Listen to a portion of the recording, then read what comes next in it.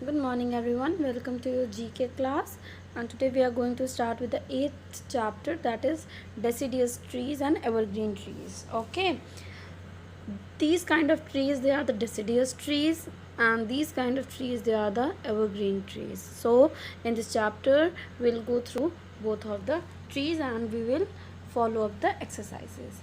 Starting with the evergreen tree. I am an evergreen tree. मैं एक evergreen tree हूँ. The evergreen tree itself is describing I am able to keep all my leaves all through the year. And the evergreen trees means, इसका मतलब होता है कि जो evergreen trees की लीव्स होती हैं ये थ्रू आउट द ईयर ऐसी ही होती हैं. जैसे कि सीजन्स आते हैं जिसमें सारे पत्तियां झड़ जाती हैं पेड़ों की, एंड देन फिर new leaves again they arrows from the means from the place. But in evergreen trees it's not like that. It can keep all its leaf throughout the year.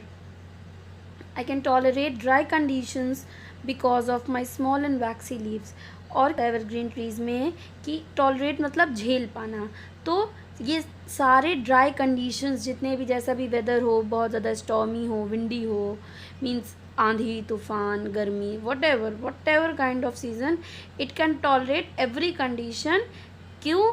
Because of its small and waxy leaves. एक तो इसकी leaves बहुत small होती हैं और दूसरी वैक्सी.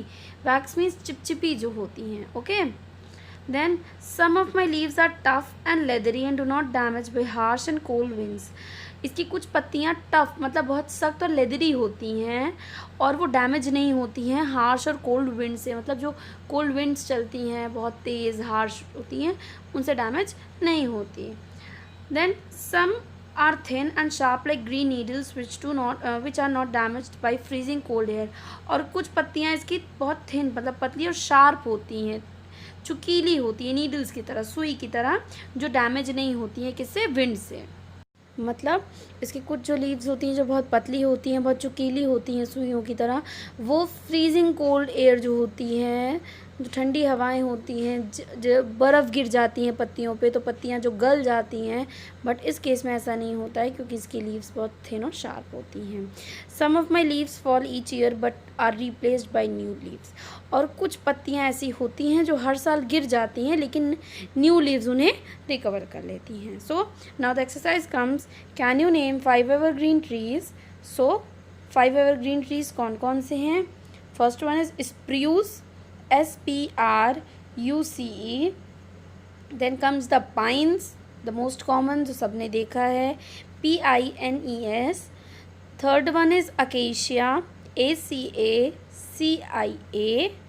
Fourth one holly, HOLLY.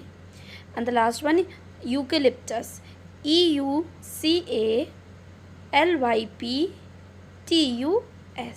So these are the 5 evergreen tree.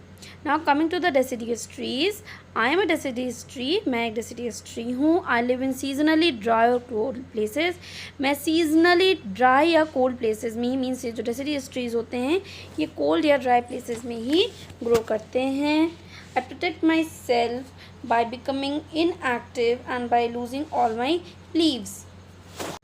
इसका मतलब है ये डेसिडियस ट्रीज कैसे प्रोटेक्ट करते हैं अपने आप को? इनएक्टिव हो जाते हैं, डॉर्मेंट हो जाते हैं, मीन्स अपनी लीव्स को शेड कर देते हैं ये.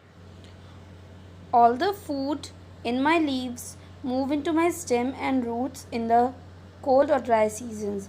और फिर क्या होता है, जितना भी फूड लीव्स में होता है, जब लीव्स शेड का टाइम हो जाता है तो ये सारा फूड कहाँ पे चला जाता है? स्टेम में और रूट्स में चला जाता है. Okay, then a corky layer grows at the base of the leaf stalk and my leaves turn brown, red, yellow और other colors before falling off.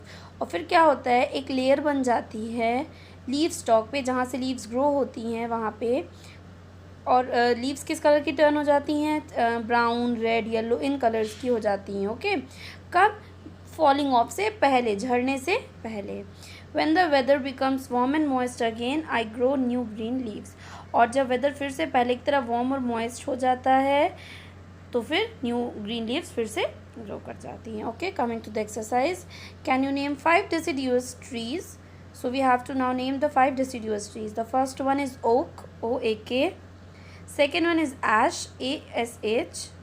Third is maple, MAPLE.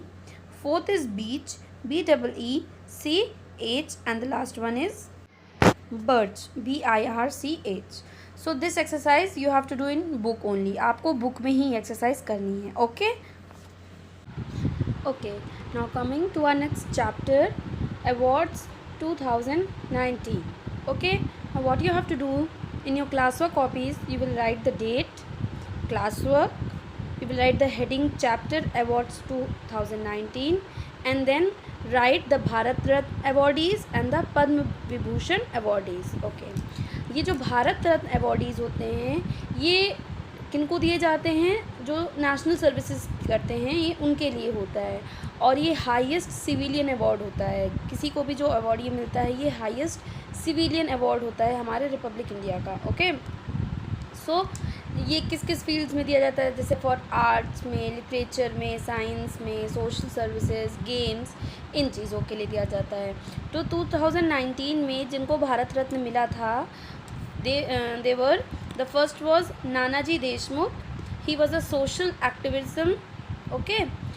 फिर भूपेन हज़ारिका, ये एक सिंगर, पोएट, फिल्म मेकर सब थे. And Pranab Mukherjee, everyone knows he was the president. He served as the 13th president from 2012 to 2017. So एक साल में 3 awards जो भी ये नेम्ड अवार्ड्स हैं ये किसी को दिए जाते हैं, 3 पर्सन्स को. ओके. फिर सेकंड जो है हमारा वो है पद्म विभूषण अवार्ड्स. अब ये किसको दिए जाते हैं?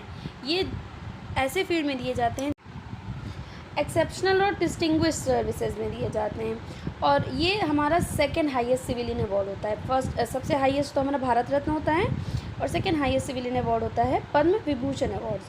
सो ये भी पर ईयर 3 पर्सन्स को ही दिए जाते हैं. तो 2019 में पद्म विभूषण अवार्डीज़ थे. सबसे पहले थे बलवंत मोरेश्वर पुरंदारे, ये महाराष्ट्र के रहने वाले थे, और इन्हें किस फील्ड में मिला था? ये आर्ट, एक्टिंग, इन सब में. सेकंड थी तीजन बाई, ये छत्तीसगढ़ से थी, इन्हें मिला था arts, folk, means she was a folk artist, इन्हें इसमें मिला था. And third was Anil Kumar Manibai Naik, he was from Maharashtra and he got this in the trade and industries, means he was industrialist. Okay. So आपको कॉपीज़ में जैसे मैंने फिर से बताया कि डेट, क्लासवर्क, चैप्टर लिखना है अवार्ड्स 2019, देन आप हेडिंग लिखोगे भारत रत्न अवार्डीज़, उनके नाम, एंड पद्म विभूषण अवार्डीज़, और फिर उनके नाम. Understood everyone? Okay, do this. Okay. Now our next chapter is the honourable ones. So आपको कॉपी में क्या करना है? Again from a fresh page, एक नए पेज से आप डेट लिखेंगे, क्लास वर्क लिखेंगे, चैप्टर का नाम लिखेंगे द ऑनरेबल वंस. ओके. उसके बाद यहाँ पे 5 पर्सन्स हैं जिनके बारे में बताया गया है कि वो कौन थे, उन्होंने क्या किया. ओके. पहली थी अरुणा आसफ अली. ये क्या थी? इंडियन इंडिपेंडेंस एक्टिविस्ट थी, और इन्होंने क्या किया था? She hoisted our national flag during the quit India movement. Okay. जब क्विट इंडिया मूवमेंट था तो इन्होंने अपना नेशनल फ्लैग जो हमारा था तिरंगा, उसे इन्होंने होस्ट किया था. Second, Lakshmi Agarwal, founder of stop acid sale, and she got the international women empowerment award. इन्होंने स्टॉप एसिड सेल को फाउंड किया था. फिर थर्ड है Kailash Satyarthi, he was the children's right activist, ये बच्चों के लिए इन्होंने आवाज़ उठाई, and he got the Nobel peace prize. Okay. Then the fourth one is Sindhutai Sapkal, she was the mother of orphans, इन्हें ऑर्फन्स की मदर कहा गया था. ऑर्फन मीन्स होते हैं जो अनाथ होते हैं. Then the fifth one is Sundarlal Bahuguna, everyone has heard his name.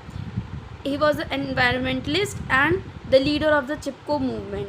Chipko movement पता है ना, जो ट्रीज़ को कट ना करने के लिए किया गया था. And he got the Padma Vibhushan award. Okay.